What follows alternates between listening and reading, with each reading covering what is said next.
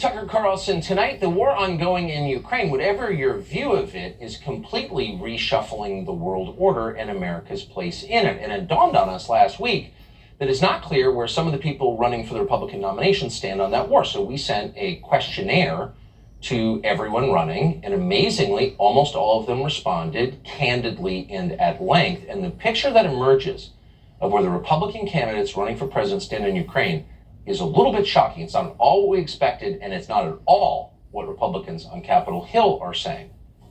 More evidence that there's a disconnect between Republicans in Washington and everyone else. We'll get to that in just a minute.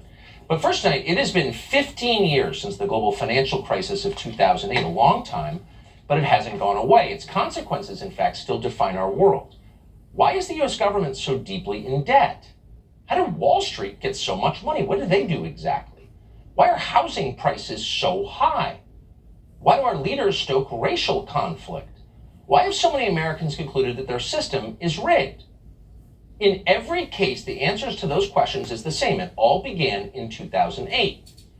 Now, 2008 and its aftermath is a complex story, but let's just sum up in the broadest possible terms what happened. Big financial institutions took foolish risks and nearly blew up the entire US economy. We knew right away what had happened and who did it, but nobody was ever punished. The reckless bankers responsible got off. So did the politicians who encouraged the reckless bankers to be reckless. Nobody went to jail. Nobody was even banished from the industry. In fact, some of the wrongdoers even got their bonuses that year. So we had economic collapse, but it didn't hurt them at all. Why? Well, simple. The government bailed out the banks. That was controversial, but bipartisan. And at the time, they told us in bipartisan fashion that they were saving capitalism. But they weren't. In fact, they were inverting capitalism. What happened next is very simple. Wall Street was allowed to privatize its gains, but socialize its risks. That meant if things went well, the finance people got rich, in fact, richer than any group in human history. But if things went south, the government, you, would swoop in to save them. Pretty good deal. But for more than a decade, very few complained about this arrangement because things went very, very well. Wall Street boomed. And the root of Wall Street's success, no matter what they tell you, was low interest rates. Not new innovation, low interest rates. Low interest rates make a bull market inevitable. So in a normal, non-distorted capitalist economy, companies become valuable, more valuable, when they produce more goods and services that people want to buy. But in an economy controlled by monetary policy run by the Federal Reserve, companies become valuable when interest rates decline. So for 13 years, interest rates remain near zero. In retrospect, now that it's ended, this was crazy behavior. These were emergency measures declared by the Federal Reserve after 2008, but they never ended. And because they never ended for 13 years, the American economy was distorted beyond recognition in ways too numerous to count. Venture capital and private equity exploded. So did cryptocurrency, so did asset prices, particularly real estate. There was an ocean of money flooding the system. And the people who pay half the tax rate you do benefited most. They started buying third houses and flying private. But there was also a problem that you didn't hear a lot about with low interest rates. If interest rates are at zero, how do you get meaningful returns on your money? This was a problem that virtually every investor faced for more than a decade, very much including the banks. At some point, investors became tempted to make very risky bets. If they wanted to produce returns, they had to. As they say on Wall Street, Tina, there is no option. One of the risky bets that banks made was loading up on long-term treasury bonds from the US government as a surrogate cash, though of course bonds are not cash. They're different from cash, as we're now learning. But that worked fine as long as interest rates remained low. But once interest rates rose as a response to inflation, as obviously they were always going to do, nothing lasts forever, including zero interest rates.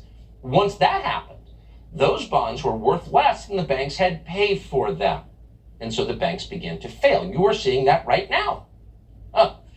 You're also seeing, revealed for everyone to see, the other effect of 13 years of artificial Fed-driven prosperity. And that is a lot of silly, frivolous people in charge. They're like inherited money people. They think they earned it, but they didn't. Because when money is free from the Fed, you don't have to be a serious person to get rich. You can do whatever you want because there's no consequence. You can put BLM logos on your website. You can spend investor funds on female empowerment ski weekends in Tahoe. When interest rates are zero, you can do anything because making money is easy. Everybody's a genius. Anyone can do it. And unfortunately, a lot of very stupid people did do it. On Friday, as you know, Silicon Valley Bank, SVB, failed. That became the second largest bank failure in American history. Then on Sunday, authorities took over Signature Bank in New York. That became the third largest bank failure in American history. Then today, shortly after the markets opened, trading in several regional banks had to be halted. Western Alliance was down almost 80%. First Republic, which of course Jim Cramer endorsed just a few days ago on CNBC, that was down nearly 70%. Jim Cramer's always welcome to come on this show for amusement purposes. PacWest down 50%, America down 40%, and so on. So there was panic, of course, reflected in markets, and it wasn't just regional banks that were affected. For a while this morning, you could not even trade stock in Charles Schwab, venerable Charles Schwab. Schwab is down 25% in a trip to circuit breaker. That's bad. In fact, that kind of panic could quickly, conceivably become a catastrophe. So on the brink of catastrophe, you need one thing: strong, competent leadership. But we don't have that. We have Joe Biden. Today he shuffled out to the podium and announced a bailout. I want to briefly speak about what's happening in Silicon Valley Bank and Signature Bank. Today, thanks to the quick action of my administration over the past few days, Americans can have confidence that the banking system is safe. Your deposits will be there when you need them. Small businesses across the country, the deposit accounts at these banks can breathe easier knowing they'll be able to pay their workers and pay their bills. All right. So the money the Biden administration is using for this bailout apparently is coming from the FDIC. So the feds have it covered. Don't worry about the details. Everything's totally fine. Hold on. Slow down, pal. How did this happen? Can we get an explanation for that? Don't we have regulators? And how did those regulators, since we're pretty confident they exist, are taking big salaries, how did they miss the fact that SVB was insolvent apparently for months, and not in some complex credit default swap way? You're going to spend 5,000 words trying to understand, but in a really simple way that's easy to understand. Their liabilities were bigger than their assets. It's very simple. How did nobody notice that? The people were paid to notice it. Well, Joe Biden unfortunately answered none of those questions. He just ran for the door. Thank you. God bless you. And may God protect our troops. See you in California. Mr. President, what do you know right now about why this happened? And can you assure Americans that there won't be a ripple effect? Do you expect other banks to fail, Mr. President? Should all depositors be protected at all banks? All right, thank you, everybody. Okay. Do we know why this happened? He's trying to figure out how to work the doorknob. What we know is the Biden administration is backstopping these deposits. Okay. But that's not the end of the story. In some ways, it's the beginning. So here's the part where you pause and ask yourself a question that too few seem to be considering right now. They're doing this. What are they going to get in return? Well, something, for sure. Remember that after 2008, the Obama administration, Eric Holder, swooped in and imposed DEI, diversity, equity, and inclusion standards on the entire financial sector. And that's one of the main reasons our big banks are now increasingly incompetent, and also one of the reasons Americans are so divided by race. Ideologues used the 2008 bank bailout to kill American meritocracy. That's a big step, mostly unacknowledged, but we're living with its consequences. So you have to ask yourself, what are they going to do this time? Well, we know we're about to see bank consolidation, big banks eating little banks, and that means less competition. More consolidation means more government control. So what are they going to do with that control? Well, all things being equal, if people don't start making a lot of noise and exerting an awful lot of pressure, it'll mean digital currency, a currency that politicians control. Sign up for the C.B.D.C app to get your food stamps. You think that's not coming? Of course it's coming. They'd like it to come in any case. Now, we're not alleging a conspiracy here, but we did notice that the four biggest banks, Wells Fargo, Bank of America, JP Morgan, Chase, are doing well. And we also noticed that the White House appears to be, maybe we're just reading into this too much, trying to induce runs on regional banks. They seem to be trying to take away your confidence in those banks. Here's Karine Jean-Pierre, the White House press secretary, not someone we'd ever accuse of having an original thought, but she's a vessel for the plans of others. Here she is on Friday as SVB was collapsing. Now, she doesn't say a word about the fundamentals of the market or the security of your money in banks. Instead, she talks about the one thing that matters to her, which is the racial identity of the people in charge of our finance system. Watch. I do want to take a moment to note the historic nature of the moment that you see in front of you right now. All three of us are historic first in our roles. The first Black woman to serve as CEA chair, OMB director, White House press secretary. The first Black women right in front of you for all of those three important key roles in the administration. These people lack all self-awareness, as if anyone would care. Why should we care? Is there some reason to care? And by the way, you are discrediting by your stupidity and clear incompetence anything you're promoting. You should keep that in mind. But big picture, if you want to make people less confident in regional banks and the banking system more broadly, if you wanted to maybe induce a run on the banks, this might be how you talk. Oh, we're all of a certain racial group. Huh? What does it have to do with whether the banks have enough cash in reserve to cover their balance sheets? So what we do know is that the Democratic Party, the Biden administration, sees this crisis as a means of expanding their control. And we know this because in a recent Zoom call with the Fed, Treasury Department, and other financial regulators, with members of Congress, Senator Mark Kelly of Arizona asked whether there was a program in place to censor social media posts that could lead to a national run on banks. Now, that's according to Congressman Thomas Massie. Michael Schellenberg has a great piece on this today. Massie was on the call. So think about this for a second. You've got a deposit at a regional bank that's holding tons, way more than you know, of long-term treasuries that are worth a lot less than they were when the bank bought them. That means that bank is at risk. That means your money's at risk. But Senator Mark Kelly of Arizona doesn't want you to know about that. Why wouldn't they want you to know that? Kind of interesting. That kind of censorship could actually crush people. So we have to ask the obvious question, how close are we to some sort of disaster? And to what extent are the people in charge abetting it? To answer those questions, Vivek Ramaswamy joins us. He is, of course, running for president. He's also a longtime finance guy, venture capitalist, knows the industry well, joins us tonight. Vivek, thank you so much for coming on. So first, and I know these are complicated questions, but just assess, if you will, how most people experience the news that the government is bailing out a bank where 95% of the deposits were over $250,000, deposits put there by people who pay half the tax rate you do because they benefit from the carried interest loophole. That does look a little rigged. I'm just throwing that out there. Oh, it's absolutely rigged, Tucker. There's a two-rule system in this country. There's the rule for the favored class and then the rules for everybody else. The rules for everybody else is $250,000 maximum. But this was really a bailout of Silicon Valley itself. The tech startups who made disastrous financial decisions to bank as much as they did with Silicon Valley Bank.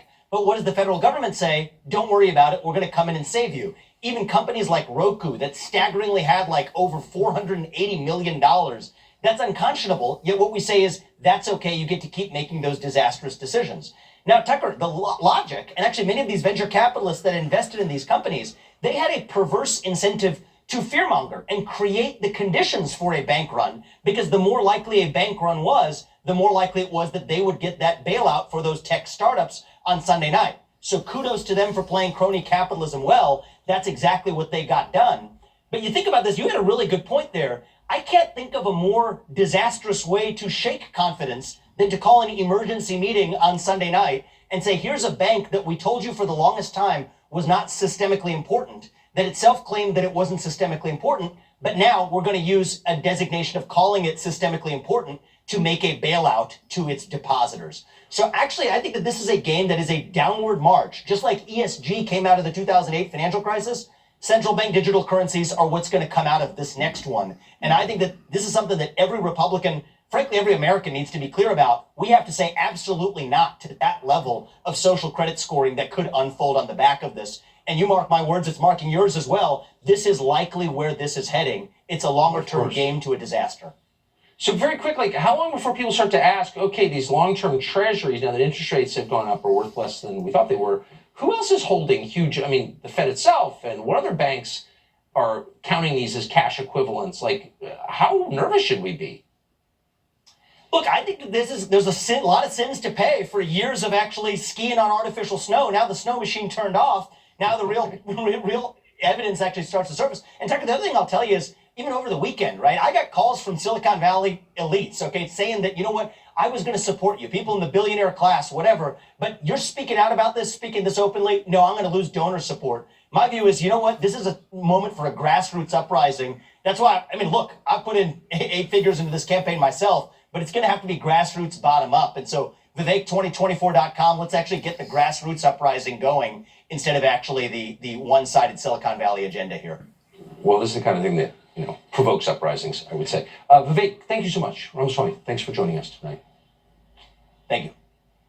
Brian Brandenburg is the host of Fox Business's The Big Money Show, and we're grateful to have him join us tonight. Brian, thanks so much for coming on. Hey. I mean, there's all this pressure on the Fed. I know CPI comes out tomorrow. There's a Fed meeting later in the month where they're going to tell us whether they're raising rates or not. A lot of pressure not to raise rates, but then it seems to me, big picture, that maybe these are all the byproducts of 13 years of zero interest rates. But what do I know? Yeah, well, the music has to end at some point, Tucker. That's what's happening right now. I mean, you look at what's going on with S.B.D.B. Bank. This is called incompetence compounding. Okay, we had incompetent monetary policy. The Fed mismanaged things for a long time. That tapped into SVB, which apparently didn't know how to manage its risk.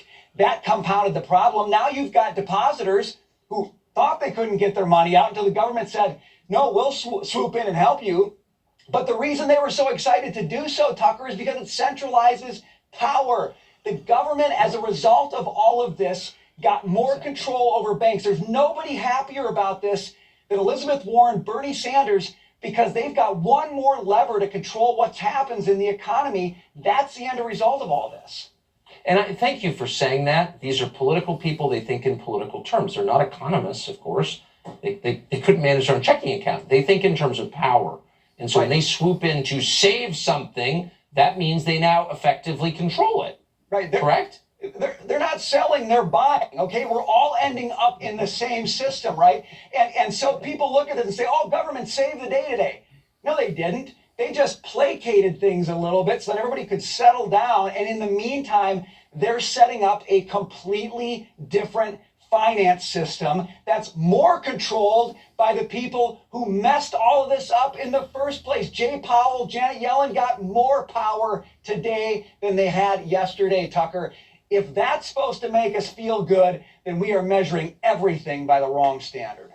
Man, is that so nicely put. Thank you for that. Brian Brandenburg, Fox Business. Thanks so much. See you.